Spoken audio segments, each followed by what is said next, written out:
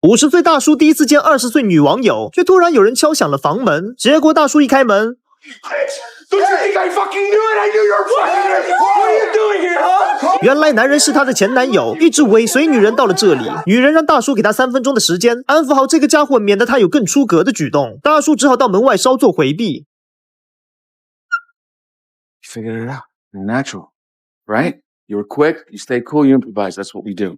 原来刚才的一切都是演的。两人趁着大叔离开，搜刮了他这里所有的钱财，然后逃之夭夭。这就是苹果 TV 最新上线的骗术电影《行骗高手》。电影中五花八门的骗局设计让人大跌眼镜，每一场骗局又都环环相扣，不到最后一刻永远不知道会发生什么。而故事要从这个叫马特的男人说起。从小生活在乡下的他，第一次坐车来到如此豪华的别墅。他要来这里找一个女人，就是他的妈妈。原来马特的妈妈和本市最有名的富豪在一起了，为此他们还特地举办了一场盛大的宴会。妈妈表面上看着非常欢迎儿子，可到了房间里，她疯狂地指着马特的鼻子，质问他为什么要到这里来，是不是又吸食了什么违禁品。听到这，马特一下就急了。 What do you want? You want me to fucking prove it to you? Fucking piss test? That what you want? Huh?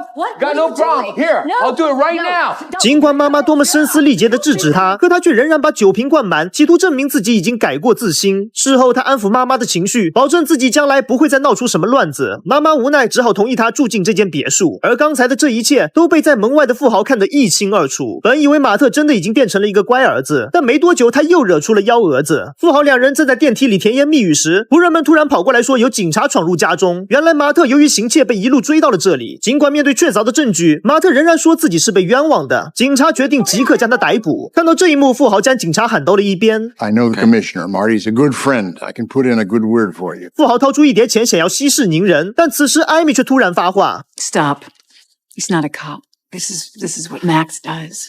He plays these little confidence games. 眼看着被戳穿，两人只好笑笑，说他们俩只是在开个玩笑，企图用假笑来掩饰他们的尴尬。妈妈看见这些，感觉恨铁不成钢，有个这样的儿子实在太丢人了。她气得当场就给了他一巴掌，随后难过的离开了这里。富豪看见这一幕也是哭笑不得，为了区区1000美元就能耍出这种小把戏，还惹得自己心爱的女人如此伤心。于是第二天，富豪将马特叫到了办公室，他提出愿意支付每个月6万美元，让马特去外面找点事情做。最重要的是，离自己心爱的女人远一点，不要再带给他负面情绪了。很显然，马特也是冲着钱来的。他提出只要给自己100万，他将永远不会出现在富豪面前打扰他们。 Get me the cash and you get my mom all to yourself.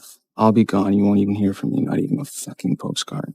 富豪听完后，毫不犹豫的就支付了这笔现金，但他绝对想象不到，艾米回到马特的房间后，突然1秒钟变脸，温柔的贴了上去。没错，他们实际上是一对骗子情侣，之前发生的一切都是他们一起合作演出的一场好戏。这下100万美金到手，两人来到酒馆疯狂庆祝，并将3万的报酬分给了那个扮演警察的小黑。做完这笔大单子，他们就要金盆洗手了。这笔钱足够两个人富足的过好下半辈子了。回家后，马特收拾好了行李，可此时艾米却突然打来了电话。 I have some good news and some bad news. 好消息是，所有钱都归马特了。但坏消息是，富豪真的爱上了艾米，并准备想要娶她过门。艾米表示，她也不想余生只是坐在小酒吧里，过着小偷小骗不安稳的日子。话音刚落，门外就有警察敲响了房门。没办法，马特只好赶在警察破门而入之前，拿上那笔钱立刻跑路。而至此，他也正式踏上了这场复仇之旅。1年之后，艾米顺利被富豪娶进家门，然而她却对着镜子嚎啕大哭，因为富豪刚刚死了。她也正是在对着镜子营造出自己悲伤的情绪，跑去外面迎接富豪的遗嘱。在律师的宣读下，艾米获得了富豪90%的遗产，那可是价值整整92亿的资产。反之，富豪留给自己儿子的只有一个信托基金。原来就在不久前，富豪儿子被人非常轻易的就骗走了几十万美元。老爷子也是因为这个不争气的儿子被气得郁郁而终，所以他才选择将自己的资产全都交给了自己的妻子。不仅如此，富豪还将艾米作为了信托基金的受托人。所谓的受托人是一种保险措施，就是在富豪儿子无法继续管理基金时，管理权将会移交给艾米。听完这一切，艾米假惺惺地对着汤姆说，只要是他父亲的房子，他想住多久都可以，不要把他这个后妈当作外人。而等汤姆走后，艾米再也装不下去了，满脑子都是这92亿美元的遗产，直接笑出了猪叫。他拿着这笔花不完的钱，开始疯狂买。然而还没等他高兴多久，基金会的人却突然找上了他，因为他们正在调查骗走汤姆70万钱财的那个骗子。毕竟这也是老爷子被气死的主要导火索。如今他们已经找到了那个女人的资料，然而艾米看过之后，突然预感大事不妙，因为这个女人分明就是自己的前男友马特的徒弟。艾米回到家就立马开始摆弄起各种厨具，她不断的安抚汤姆的情绪，并表现得像个亲妈一样为他考虑住房等各种问题，企图用这个方法来分散汤姆寻找骗子的注意力。然而不幸的是，那个骗子已经被他们找到了。艾米忐忑的在门口等待汤姆进去问话，还好女人并没有说出事情的全部真相。She wasn't working alone. There's this guy who was her accomplice. He taught her everything and trained her. He planned the whole thing.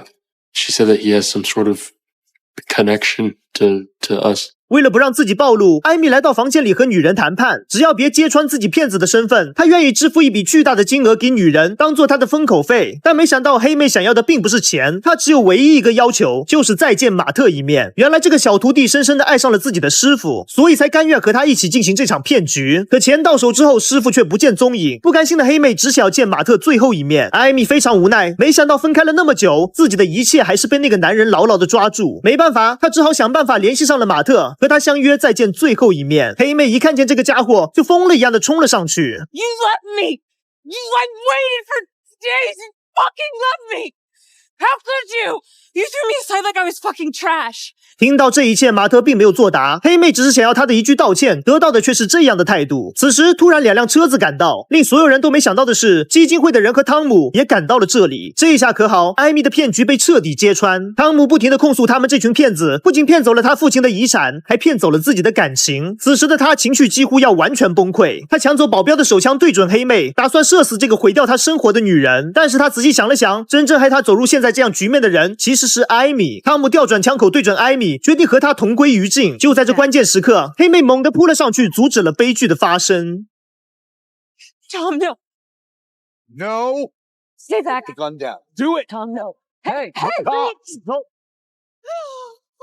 在场的所有人都愣在了原地，艾米就这样误打误撞的一枪射死了汤姆。基金会的人立马决定要报警，艾米这下慌了，她赶紧阻止2人，告诉他们自己什么都可以不要，但是千万不要送他进大牢。艾米说自己可以把得到的92亿资产全部都交给基金会，只要他们可以放下手中的电话。面对如此诱人的条件，2人同意了他的交换。他们将汤姆的死伪造成了意外抢劫，艾米也将所有的遗产全部都转交给了基金会。这下艾米是变得一无所有，似乎和马特又回到了同一水平线。可到了飞机上，艾米微微一笑，原来高智商的她早就留有了后手，告诉马特这其实是他的一记阴招。别忘了，艾米可是信托基金的受托人，在汤姆死掉无法管理基金的情况下，艾米也就成为了基金的管理人。这笔资产相当于是从他的左手转到了右手。骗神马特都为艾米的机智感到赞叹。然而当艾米准备擦拭掉刚才汤姆留下的血迹时，突然发现这血迹一下就被清理掉了。奇怪，真正的血液怎么可能会那么容易清理？这酸酸的味道分明就是伪造的血浆。真相揭晓，原来他们全部都被汤姆给骗了，因为他其实根本就没有死。刚才发生的一切都是汤姆和黑妹导演的一出好戏。在马特安排的骗局中，黑妹本来是想要骗走汤姆的钱财，可是她没忍住动了真心，爱上了这个极具文艺气质的男人。他们反复练习了无数次枪击的场景，最终以其人之道还治其人之身，让艾米和马特这2个世纪大骗彻底翻车。